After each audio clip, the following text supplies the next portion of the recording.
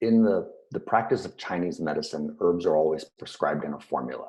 They're rarely used individually. Even something like ginseng is rarely used alone. And the idea is that by creating the right blend, you actually can amplify the benefits and make the whole concoction adaptogenic, because it really suits the needs of the person in a balanced way.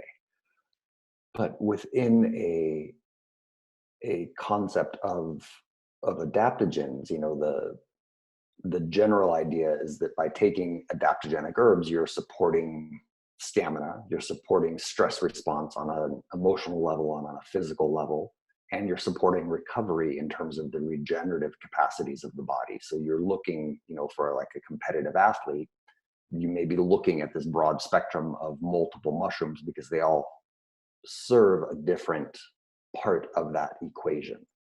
And then the dosage really begins to fluctuate based on the amount of stress that you're putting on the body.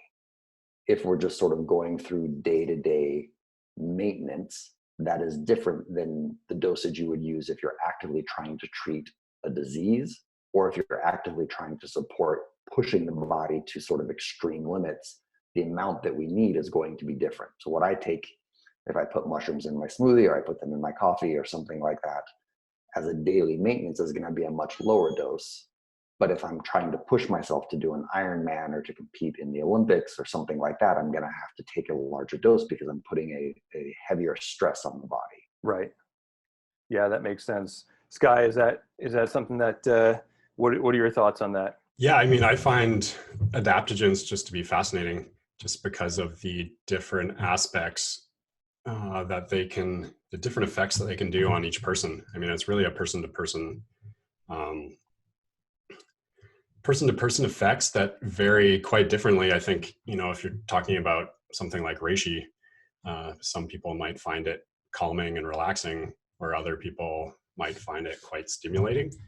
And so the effects really vary on the individual level. And I think that comes back to a lot of different factors where we're getting, internal stressors and external stressors that vary hugely depending off our environments, our diets, what's our exercise like? Are we stressed at work? Are we stressed at home?